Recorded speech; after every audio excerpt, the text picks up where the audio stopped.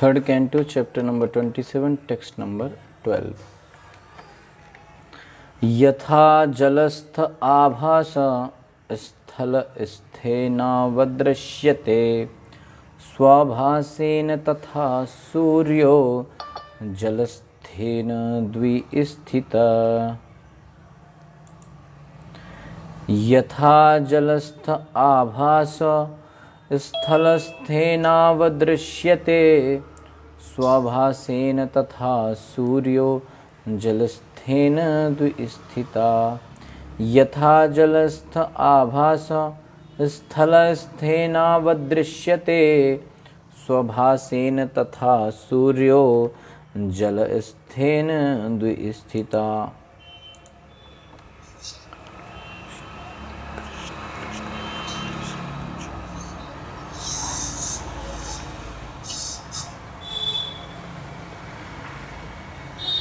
Word to word meaning we will see.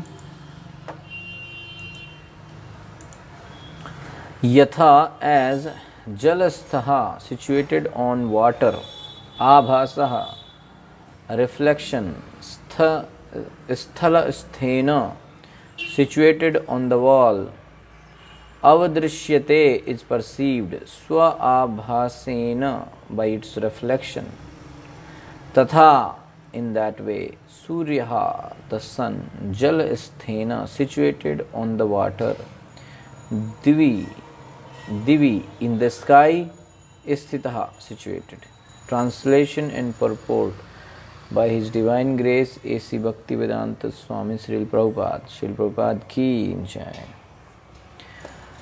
The presence of the Supreme Soul can be realized just as the sun is realized, first as a reflection on water and again as a second reflection on the wall of a room.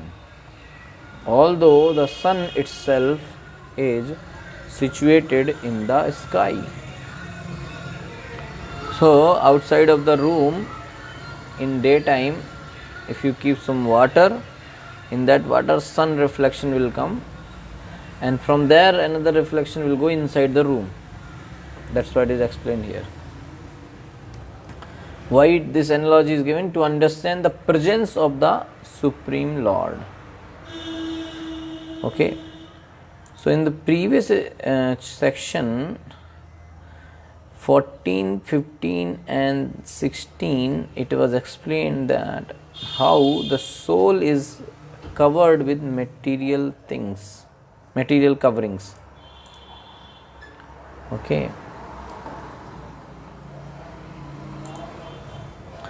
The soul, Lord Kapila explained that the soul is pure, soul is alert, free from the false ego, yet soul appears to be covered by the false ego. Okay.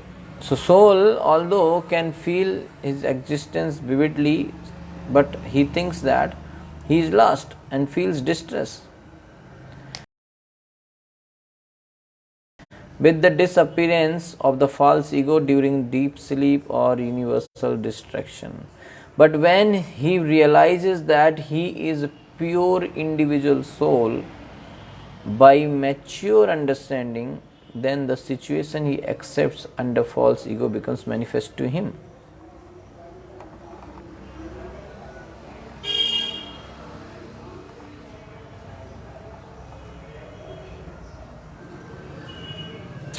So, previous section we were discussing about 18 qualities to be cultivated by the Jnani, and a liberated soul realizes a super soul whose characteristics were also explained. Now, in fearing the presence of the soul. So here presence of the soul and the super soul will be discussed in 12 and 13 shloka. Okay, so what is explained here? That the presence of the Supreme Lord can be realized just as the sun is realized. How? First in the reflection on the water, and then again as a second reflection on the wall of a room. So the example given here with is perfect. The sun is situated in the sky far, far away from the surface of the earth, but its reflection can be seen in a pot of water in the corner of a room. The room is dark and the sun is far away in the sky, but the sun's reflection on the water illuminates the darkness of the room. A pure devotee can realize the presence of the Supreme Personality of Godhead in everything by the reflection of his energy. In the Vishnu Puran, it is stated that as the presence of fire is understood by heat and light, so the Supreme Personality of Godhead, although one without a second, is perceived everywhere by the diffusion of his different energies. Like fire we can understand with heat and light. If there is a heat and light, that means fire is there. So same way, by Krishna's energy we can perceive the presence of Krishna. It is confirmed in the Ishopanishad that the presence of the Lord is perceived everywhere by the liberated soul, just as the sunshine and the reflection can be perceived everywhere, although the sun is situated far away from the surface of the globe. 13th.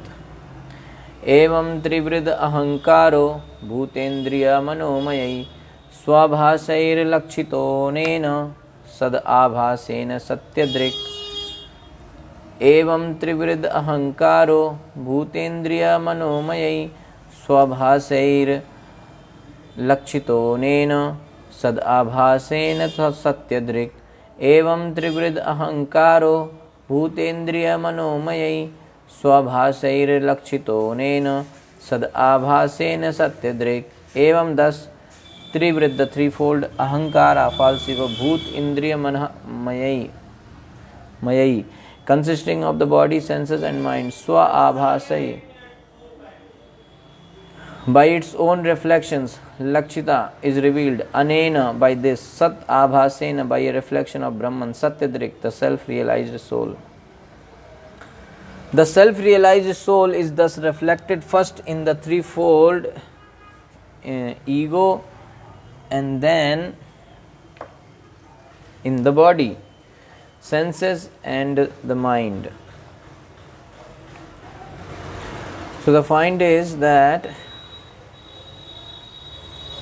reflection in water reflected on a wall is inferred to come from the image reflected on water, and the sun situated in the sky is inferred by this reflection on water.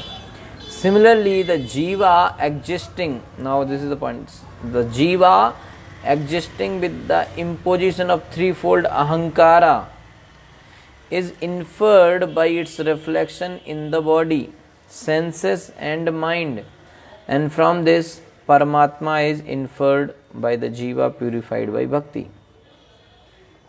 Okay.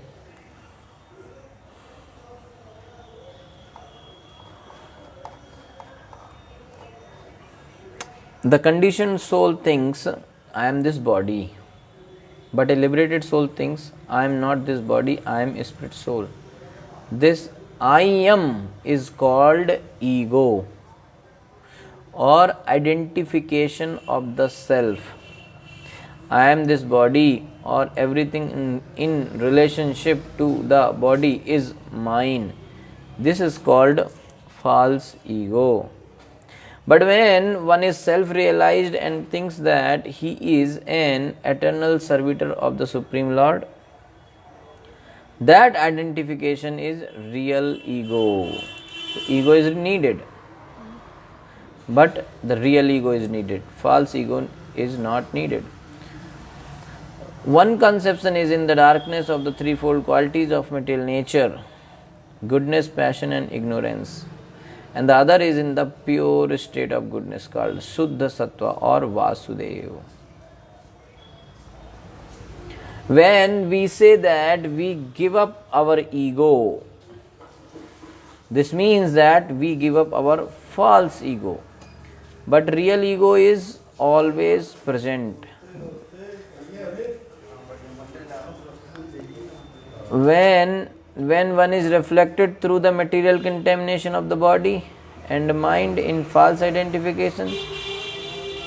When one is reflected through the material contamination of the body and mind in false identification, he is in the conditional state. But when he is reflected in the pure stage, he is called liberated.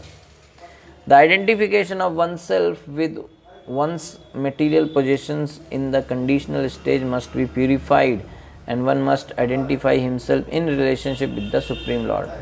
So liberated is one and conditioned is one. Who is conditioned? Who thinks who thinks with the identification of himself as body. Okay, with this body and bodily related thing, he identify with them. That is conditional state. And pure state is where Jiva identify himself with the in relationship with the Supreme Lord Krishna.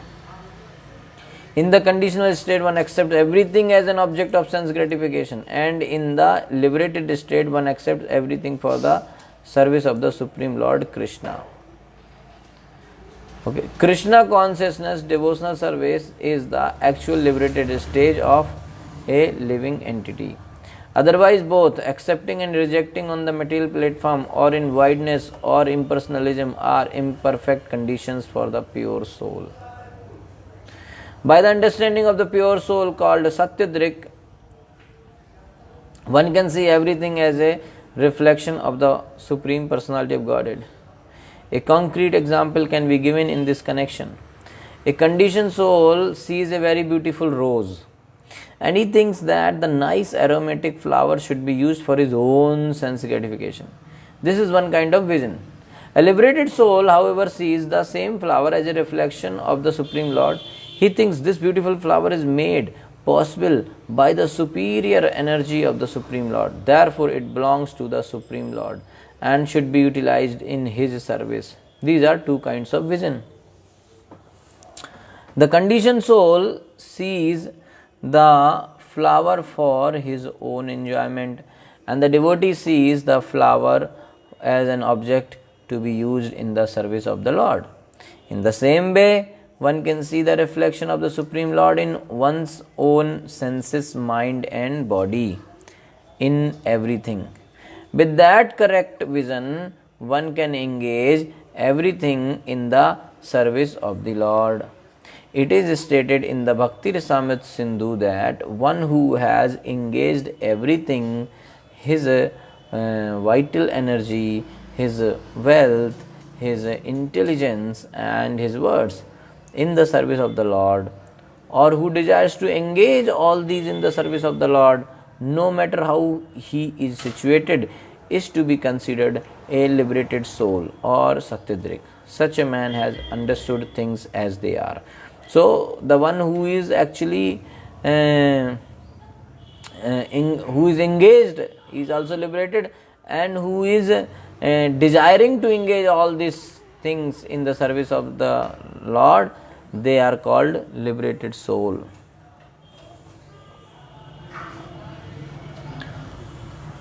(14) भूत सूक्ष्मेन्द्रिय मनो बुद्धियादिस्व इह निद्रया लीनेष्व असति यस्तत्र विनिद्रो निरहंक्रिया. भूत सूक्ष्मेन्द्रिय मनो बुद्धियादिस्व इह निद्रया लीनेष्व असति यस्तत्र विनिद्रो निरहंक्रिया.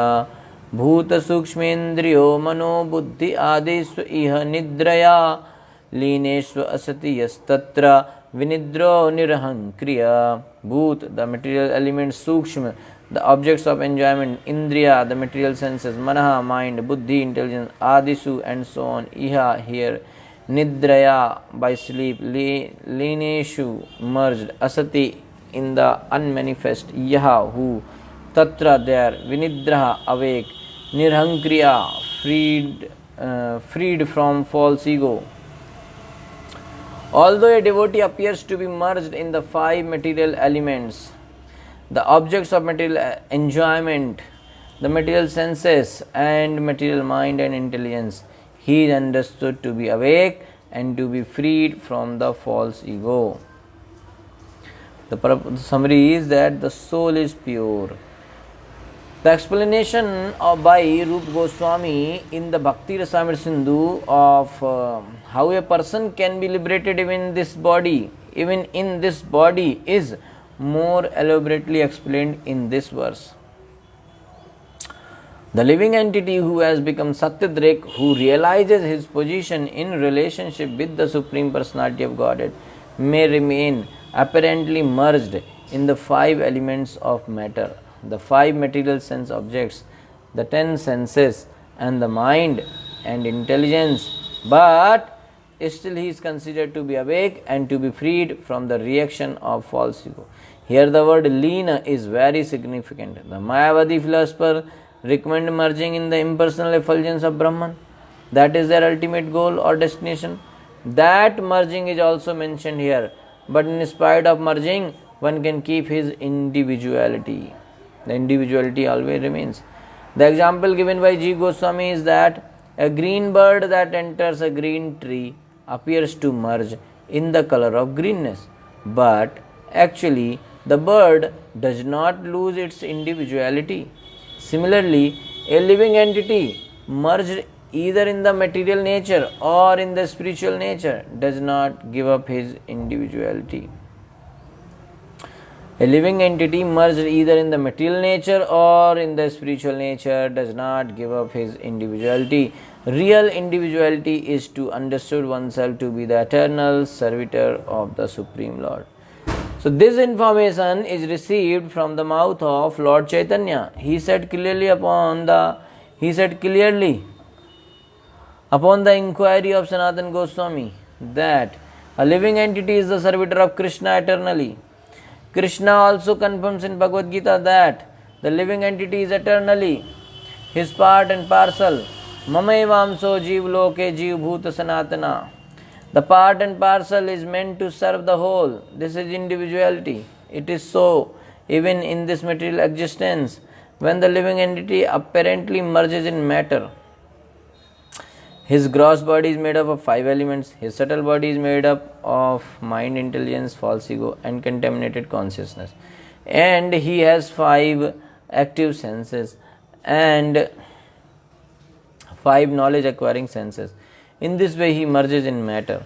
But even while merged in the 24 elements of matter, he can keep his individuality as the eternal servitor of the Lord, either in the spiritual nature or in the material nature. Such a servitor is to be considered a liberated soul. That is the explanation of the authorities, and it is confirmed in this verse. Okay. So this is the presence of the soul explained.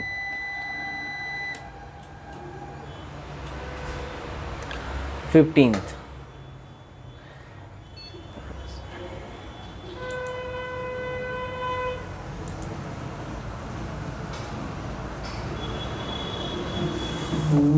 So now soul is pure, and now next is 15th. This till 16th it will be explained that soul, the nature of the soul without material coverings. Okay. Manyamanastadaatmanam ansato nashtavanmirsha nashte ahankarane drista nashtavitta ivatura. Manyamanastadaatmanam अनष्टो नष्टवान् मृषा नष्टे अहंकरणे दृष्टा नष्टवित्त इवातुरः. मन्यमानस्तदात्मानम् अनष्टो नष्टवन्मृषा नष्टे अहंकरणे दृष्टा नष्टवित्त इवातुरः. Manyamanah, thinking, tada, then atmanam, himself, anashtaha, although not lost, nashta, but as lost, Mirsha, falsely, Nashte ahankarane, because of the disappearance of the ego, Drishta, the seer, Nashta, with Nashtavittaha, one who has lost his fortune, Iva, like Aturaha, distressed. The living entity can vividly feel his existence as the seer. but because of the disappearance of the ego during the state of deep sleep, he falsely takes himself to be lost, like a man who has lost his fortune and feels distressed, thinking himself to be lost. Only in ignorance does a living entity think that he is lost. So here about false ego explanation is there. If by attainment of knowledge he comes to the real position of his eternal existence, he knows that he is not lost. Srila Prabhupada is saying that only in ignorance does a living entity think that he is lost. If by attainment of knowledge he comes to the real position of his eternal existence, he knows that he is not lost. An appropriate example is mentioned here in Nashta Vitta Ivaturaha. A person who has lost a great sum of money may think that he is lost, but actually is not lost, only his money is lost. But due to his absorption in the money or identification with the money, he thinks that he is lost. Similarly, when we falsely identify with matter as our field of activities, we think that we are lost, although actually we are not. So as soon as a person is awakened to the pure knowledge of understanding that he is an eternal servitor of the Lord, his own real position is revived. A living entity can never be lost. When one forgets his identity in deep sleep, he becomes absorbed in dreams, and he may think himself a different person or may think himself lost. But actually his identity is intact. This concept of being lost is due to false ego, and it continues as long as one is not awakened to the senses of his existence as an eternal servitor of the Lord. The Mayavadi philosophers' concept of becoming one with the Supreme Lord is another symptom of being lost in false ego. One may falsely claim that he is the Supreme Lord, but actually he is not. This is the last snare of Maya's influence upon the living entity. To think oneself equal with the Supreme Lord, or to think oneself to be the Supreme Lord himself, is also due to false ego.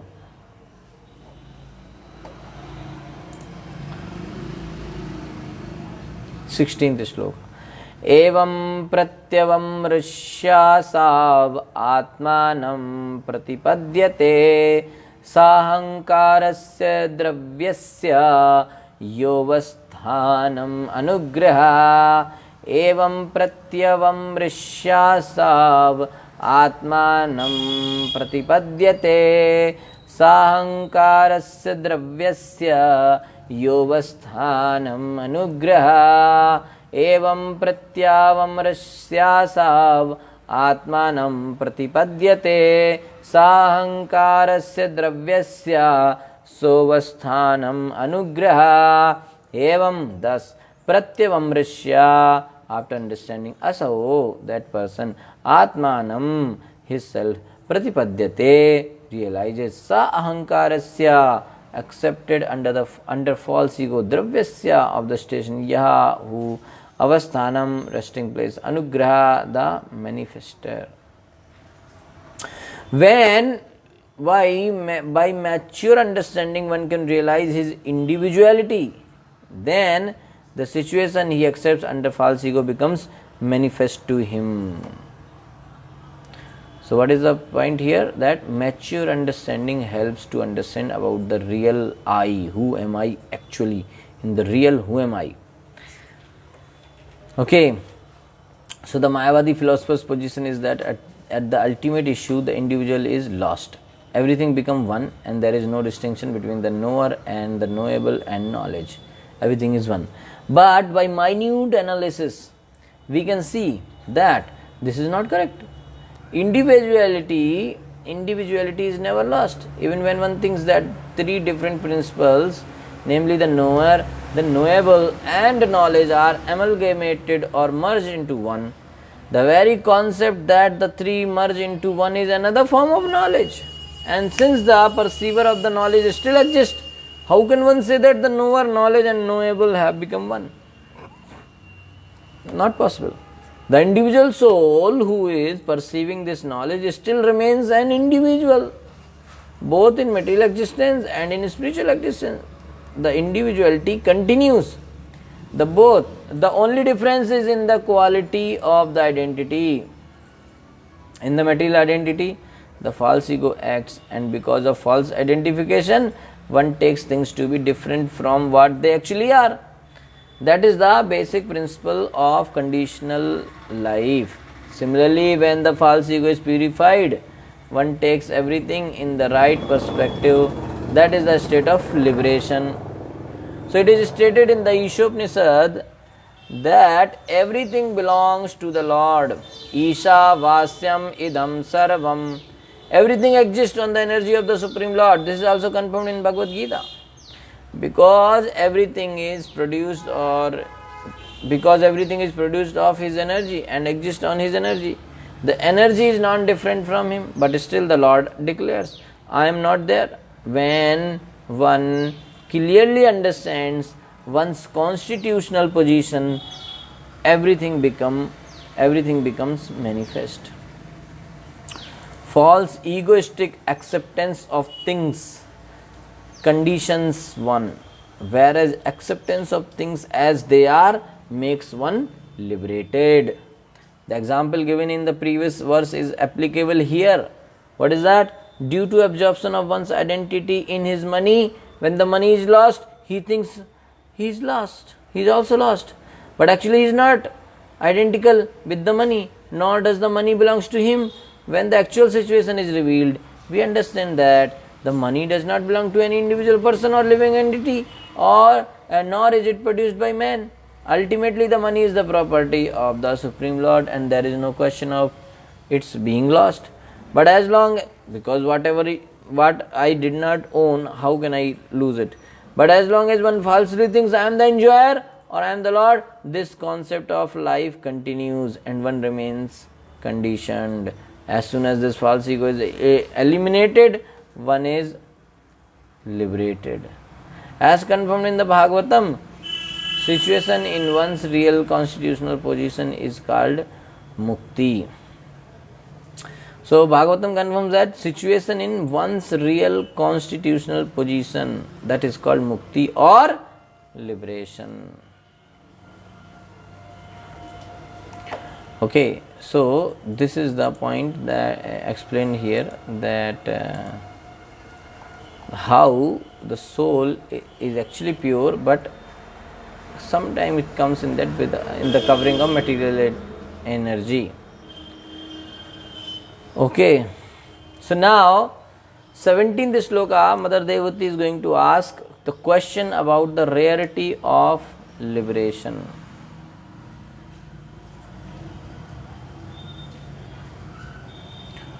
Okay.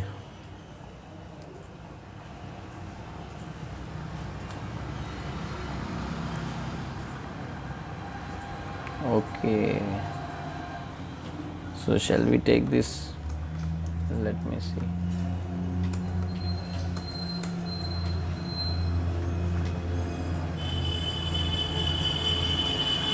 Okay.